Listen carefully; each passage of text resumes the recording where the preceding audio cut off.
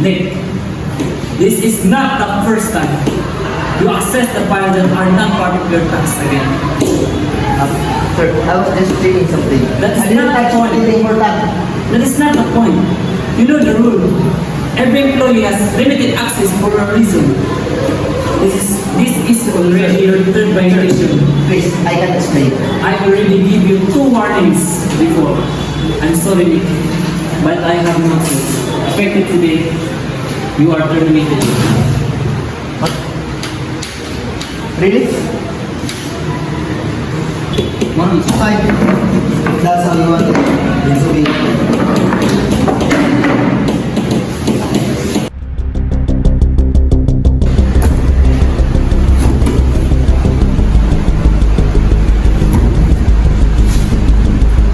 You want to follow the rules so much. Let's see how careful they really are. He designs a fake memorandum using the organization's logo and format. The subject line reads, Notice of Salary Adjustment and Employee Bonus.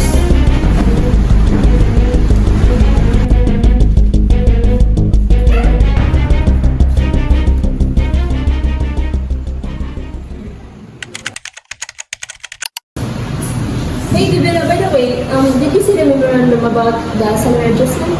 Yes, I was so happy when I saw it. Finally, a bonus after all our hard work. Same here. I already clicked the link to check my supposed increase. And it asked me to log in first my company account, so I did it. I did it too. I entered my employee's ID and my password right away. So let's just wait for the deposit and oh, it's true.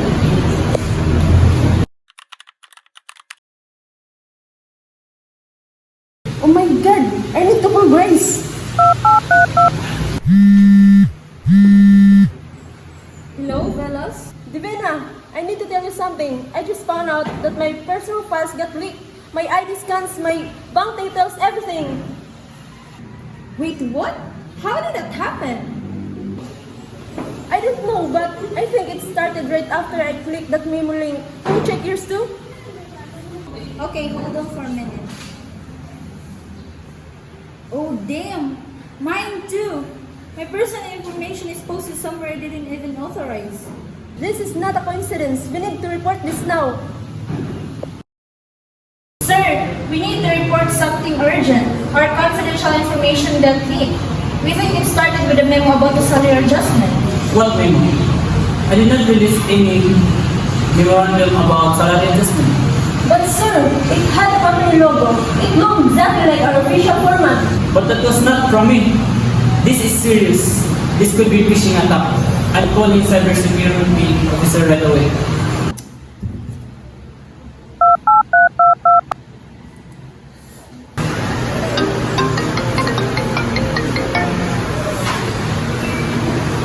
Hello, sir.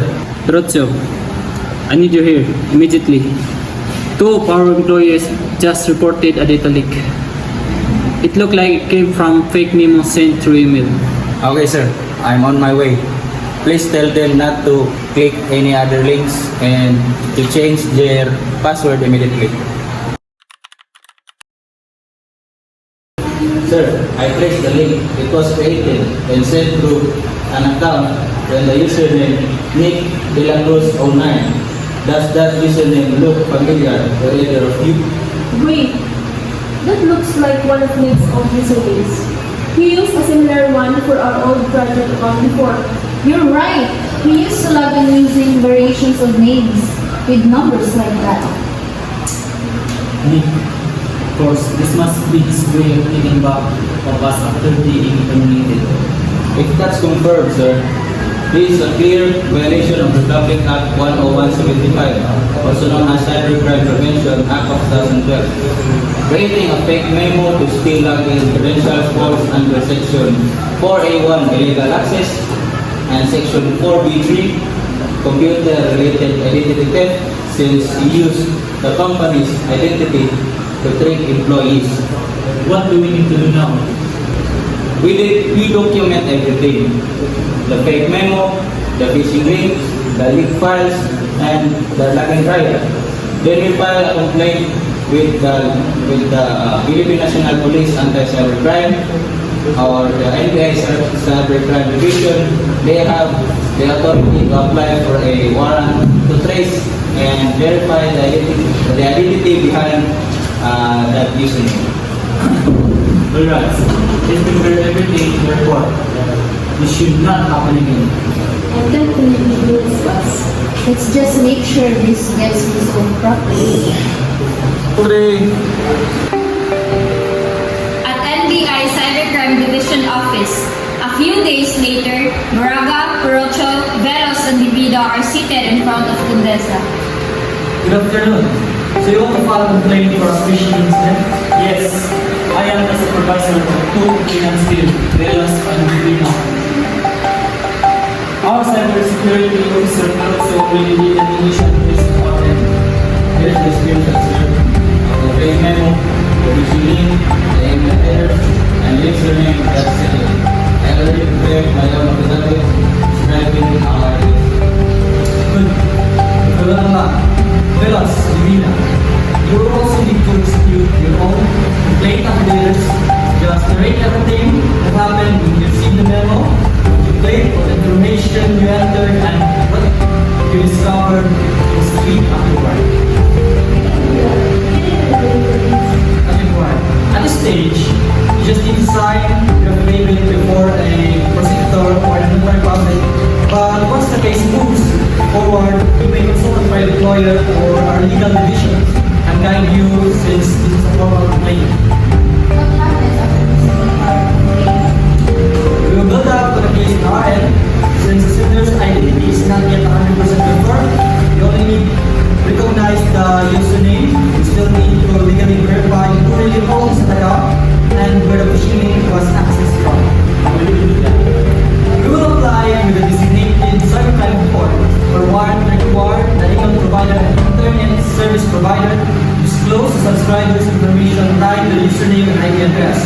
That is allowed under the rules on cybercrime warrant.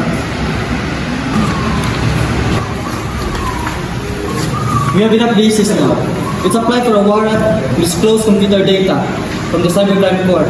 When the subscriber detail behind the email account and the IP logs used to send the phishing link. Our prepared application, we need to show the judge that there is a probable cause. The fake memo, the affidavit of Divina, Velos, and Perocho, and the technical trace showing the username's movement. Right. Once the judge grants it, the email provider and ISP are legally required to give us the subscriber's registered name, address, and access logs. Later in court, the judge examines the application and witnesses, then grants the warrant. This confirms it. The subscriber information and the IP address used both trace back to Nick's home address and his personal internet account. Now we have identified him, we need to physically examine his computer to recover the phishing kit, the fake memo file, and any remaining evidence of the leaked data. We'll apply for a warrant to search, seizure, and examine computer data. It has to be specifically describe what we're looking for. His laptop, storage devices, and any files related to the phishing scheme. Correct. That's to be applied before the same designated cybercrime court, supported by our affidavits and a confirmed subscriber data. The judge will personally examine us before deciding whether to use it. Later, the judge grants the warrant after examining the applicant and witnesses under oath, finding probable cause and satisfied that the place and items are particularly described. The search is conducted at Nick's residence. His laptop, a USB drive, and his phone are seized, itemized, and seated in front of witnesses. Nick is present during the search. NBI Cybercrime Lab abide reviewing Nick's laptop under a written examination authority from the court, in the presence of a court-designated custodian. I found the original phishing template here, still saved in his file. There's also a sent mail logs matches the time-lapse Velos and Divina reported, and the browse history showing the fake memo being tested before it was sent out. So that lines up with the complainant's affidavits. Please include this in the final report and forward everything to the office of the city prosecutor for preliminary investigation. Good morning. We're filing a complaint for violation of the Public Act 175, specifically illegal access and computer-related identity theft. Attached are the affidavit complaints of the complainants, our investigation report, and the forensic findings of the warrant issued by the Cybercrime Court. Thank you. This will be assigned to the investigating prosecutor for preliminary investigation. We'll issue a subpoena to the respondent so he can answer these allegations.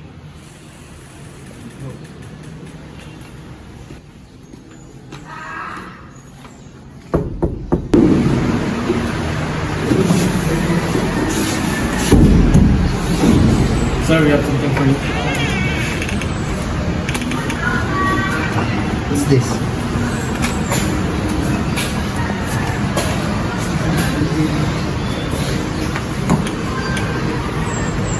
You are directed to submit your counter affidavit within 10 days from receipt of this subpoena, together with your evidence. You're really pushing through with this. Action na action!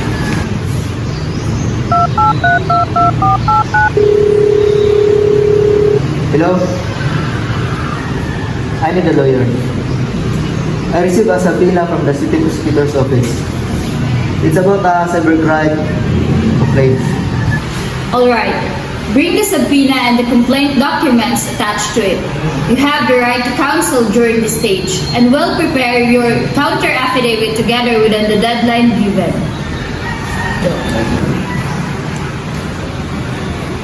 Nick, in your counter affidavit, you need to respond point by point on what Velos, Divina, and Peralta stated. Do you admit or deny sending the phishing link? I want to say that I didn't do it, but if you already found it on my laptop. Then, we have to be strategic. Whatever you state here will be used against or for you later. I need the truth, so I can advise you properly. Fine. I did make it. I was angry about being fired. In my opinion, not being given a fair chance. I understand your frustration, but that motive doesn't make it legal. What we can do now is to cooperate, possibly negotiate the restitution for the complainants and raise any procedural or factual issues in your defense, such as challenging how the evidence was gathered if there were lapses. The counter affidavit is finalized, submitted to the prosecutor's office within the 10-day period, denying full criminal intent but partially admitting the act and questioning the extent of damage attributed to him. Prosecutor's office, a hearing room, the investigating prosecutor, Nick with Gibenkan, and the complainants with Brocho are present.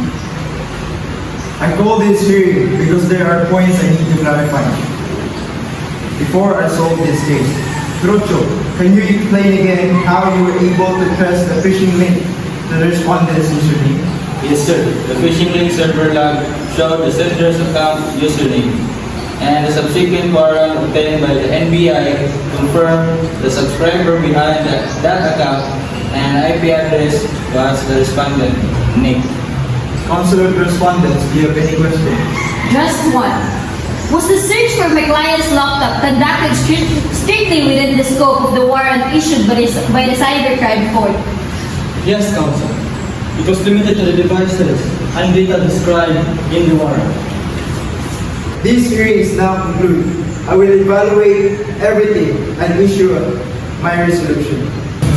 After evaluating the complaint affidavit and counter affidavit and evidence on record, this office finds probable cause to charge respondent Nick with the violations of Section 4A1 and Section 4B3 of the Republic Act Number 10175. The respondent's information be filed in the proper regional trial court designated as the Cybercrime Court.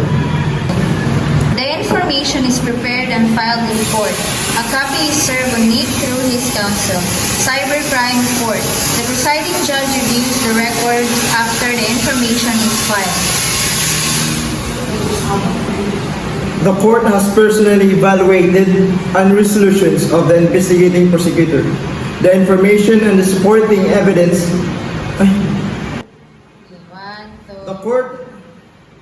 The court has personally evaluated the resolutions of the investigating prosecutor, the informations and the supporting affidavit and evidence on record, finding probable cause of the arrest of the accused, Nick. To ensure his appearances during trial, let a warrant of arrest be issued. The judge signs the warrant.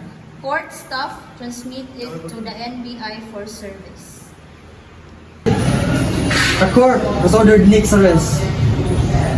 Let's coordinate the service. We will go to the last known address first. Understood. I'll inform him of the standard procedure. We identify ourselves, inform him of the warrant and the cause of arrest, and bring him without unnecessary force.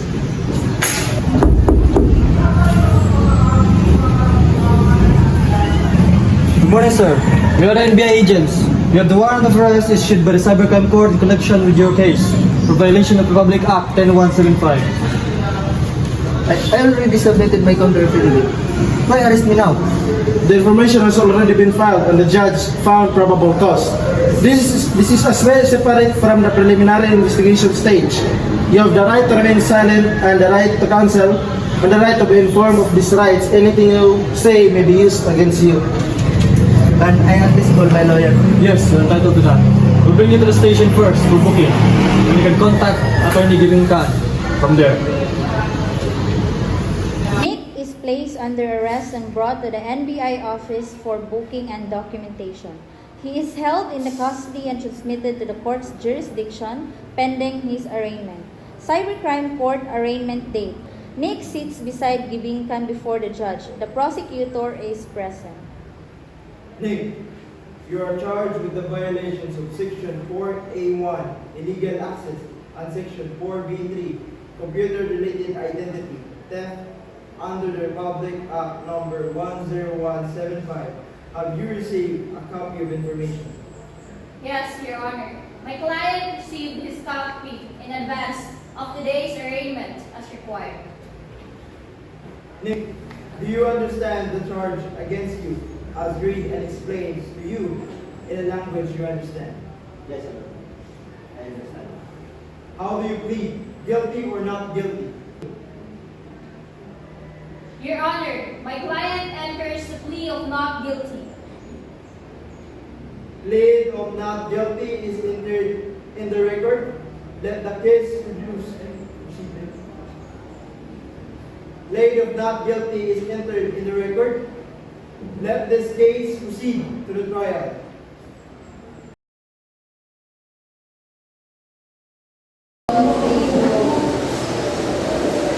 All rise. The Regional Trial Court is now in session.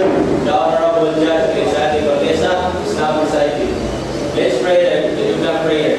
Name Father, the Son, the Holy Spirit. Almighty God, We stand in your holy presence as a supreme judge. We humbly beseech you to bless and inspire us, that what we think, say, and do will be in accordance with your will.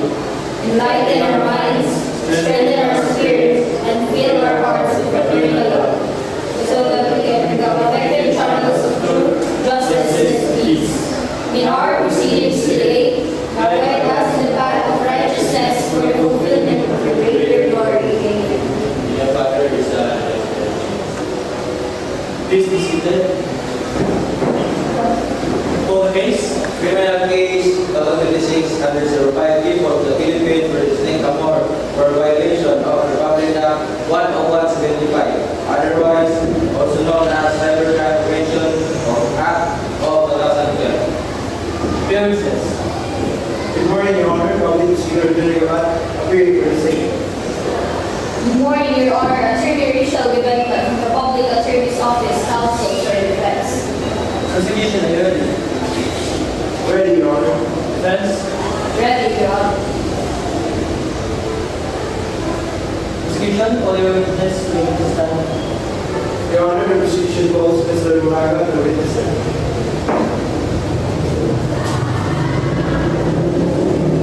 Please raise your right hand. Do you swear to tell the truth, the whole truth,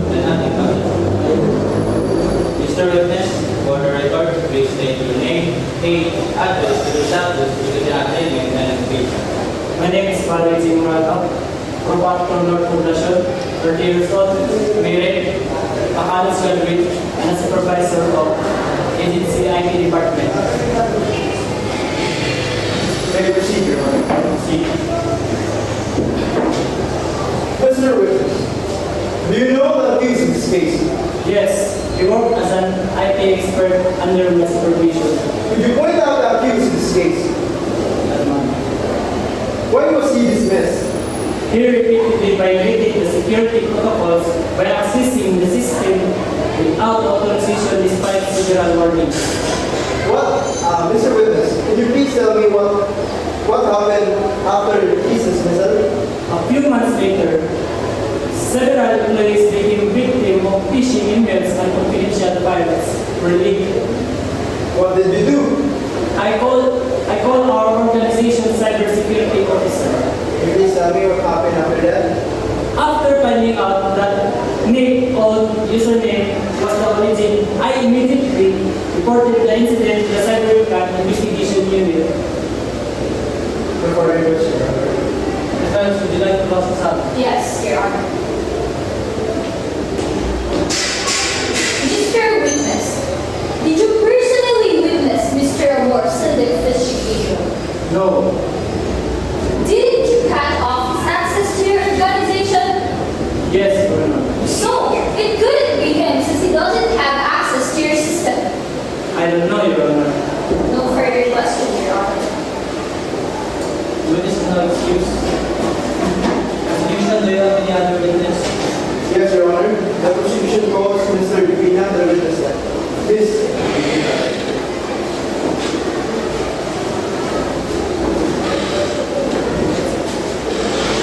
Please raise your right hand. Please swear to bear truth, the whole truth, and nothing but the truth. Yes.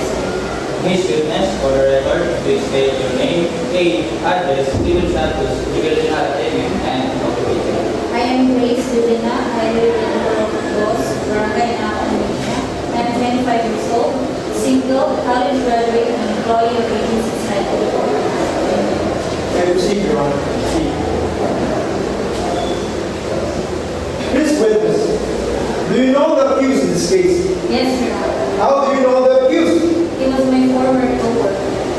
What happened on the day of the incident? I received an email instructing me to verify the account. Why did you click the link? It looked legit, so I clicked the link and entered my username and password immediately. What happened after that? The following day, my account had already been accessed without my permission. Do you authorize anyone to use your account? Objection, Your Honor. The question is leading. Objection overruled. Witness answer. No, Your Honor. No further question, Your Honor. Defense, would you like to cross examine? Yes, Your Honor. Miss Witness, did you know who sent the email? No. Why didn't you verify the link before clicking? It looked legit. Just because it looked legit, you will not double check it. Objection, Your Honor. Argumentative. Objection sustained. Defense, change your question. Yes, Your Honor. Miss Witness, were you trained to double check links? Yes, Your Honor. Are you sure that my client, Nick Award, is the perpetrator? Based on investigation, yes. So, it is not your personal knowledge. No, Your Honor. No further questions, Your Honor. The witness no excuse. Prosecution, do you have any other witness? Yes, Your Honor. The prosecution calls Ms. Villas to the witness stand.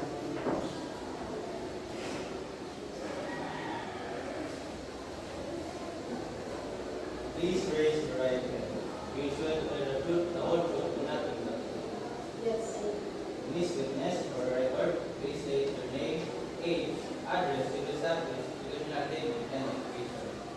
I'm Joseph Velos, residing after a place of Johan Hong City, 27 years old, single, college graduate, and employee of Agencies and Department.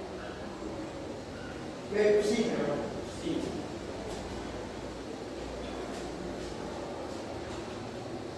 Ms. Villas, do you know the accused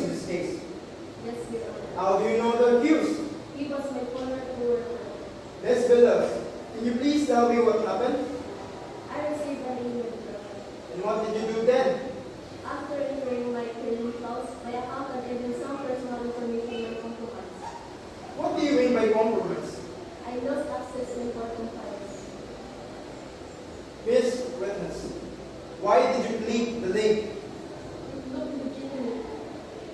How did it look? It's the same format, size, names, logo, and front to name a few. So this person already knew the patterns and find files used by the admin. Objection, Your Honor. The question is leading. Objection overruled. Witness may answer. Yes. The further question, Your Honor. Friends, would you like to close this out? Yes, Your Honor. Kapag mabasa ka talaga, hindi na lang. Miss Witness, do you have access to the information being provided to you? No, Your Honor. Why? Because only those authorized by that name are able to access and view the files. Isn't the accused your co-worker, right? Yes, Your Honor. So, you have the same status in the organization, is that correct? Yes, Your Honor. Then, he couldn't have access to the file too, since he has the same status as you. Please kill Your Honor. Does being skillful grant access to confidential files? I don't know, Your Honor. No further question, Your Honor. Witness is not excused. Prosecution, do you have any other witness? Yes, Your Honor. The prosecution calls Mr. Desilio the witness stand.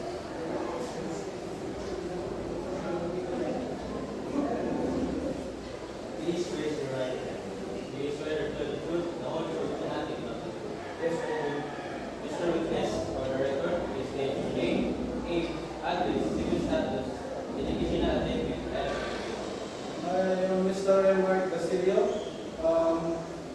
Dos Barangay Sala, Cavite, 34 years old, married, college graduate, and a digital forensic analyst. Can I proceed, Your Honor? See. Mr. Witness, can you please tell me what is your job? I am a digital forensic analyst, and my job is to investigate and recover evidence from computers, phones, and networks to determine what happened during a hack and a security incident. Did you examine the victim's computer? Yes, Your Honor. What else did you found, Mr. Witness? I was able to trace back to the accused, Nick, along with the evidence of his frequent suspicious access to the company system. Were you able to recover such evidence? What did you find? I was also able to find log records showing repeated unauthorized access attempts originating from Nick's accounts credentials around the same time frame as the phishing link was sent. Your Honor, we request that these be marked as Exhibit A, a forensic image of the phishing link traced in the accused. Bakit ang Exhibit A? Mr. Witness, is this the evidence you record during the investigation? Yes, this is a native evidence I extracted and preserved through forensic imaging. Your Honor, we formally offer Exhibit A as an evidence of the accused's involvement in phishing scheme.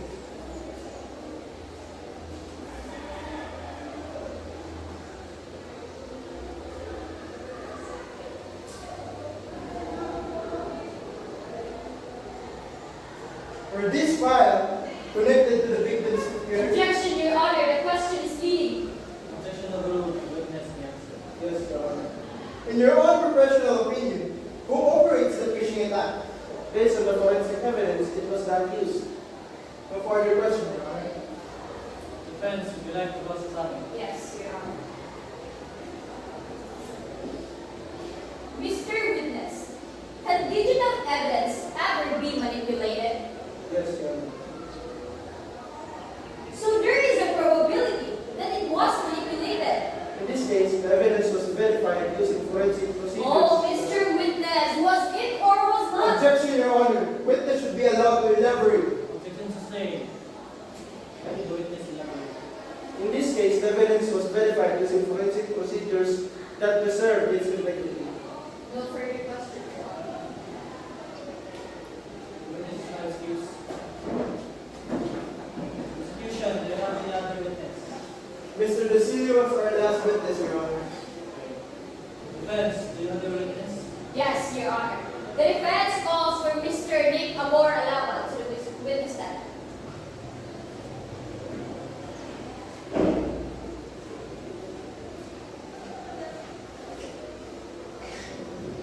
Please raise your right hand. Do you swear to tell the truth, the whole truth, and nothing but the truth? Mr. Witness, for the record, please state your name, age, civil status, address, religion of language, and occupation. I am Amor, representing Propotro from Quezon City. 15 years old, single, college graduate, and nursing.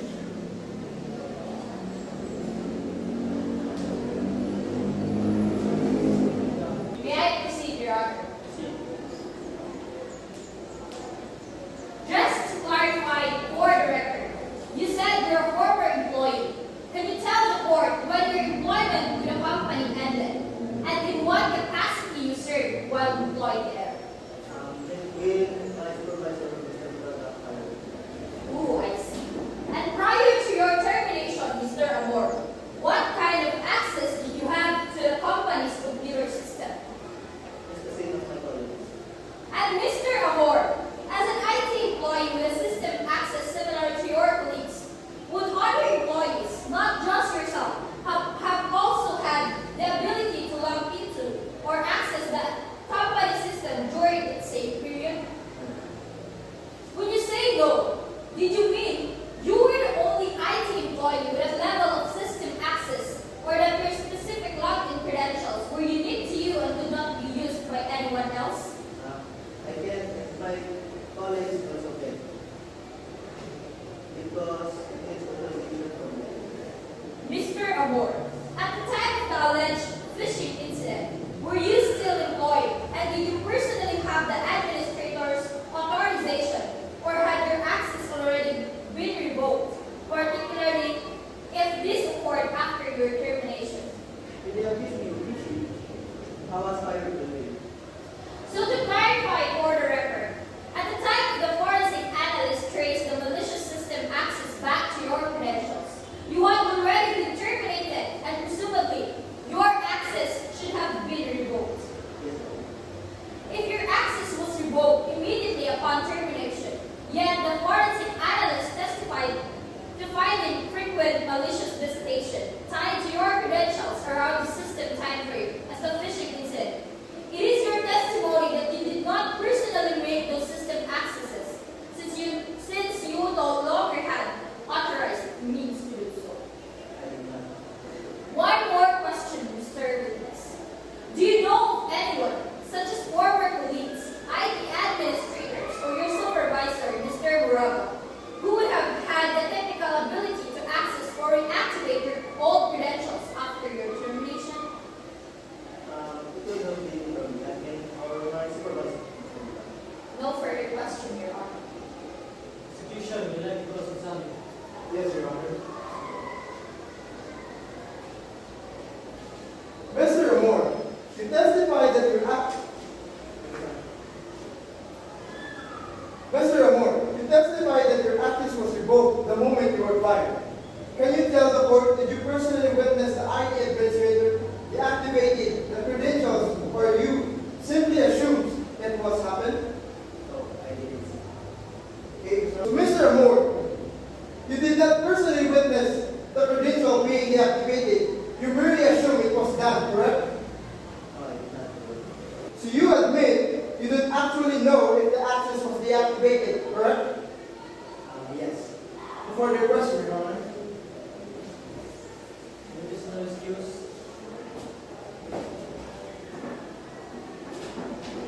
Defense, do you have any other witness? Mr. Amor is the last witness, Your Honor. So, closing remarks? Your Honor, the forensic evidence traced that the phishing link unauthorized access directly to the accused credentials and phishing emails reflected internal details only he would know. We ask for the guilty verdict, Your Honor. Your Honor, no one saw my client commit this act.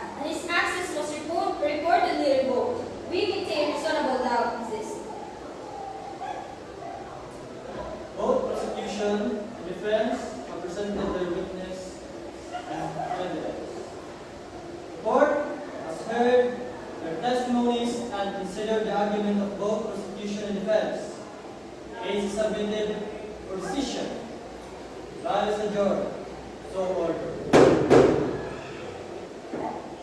The defense claim of remote access rested only on the accused's own uncorroborated word, while the prosecution presented verified forensic evidence linking him directly to the crime. The court finds this sufficient to establish guilt beyond reasonable doubt. Therefore, this court finds the accused, Nick Amor, guilty of violating Republic Act 101/75. Case closed. Court is adjourned. All rise.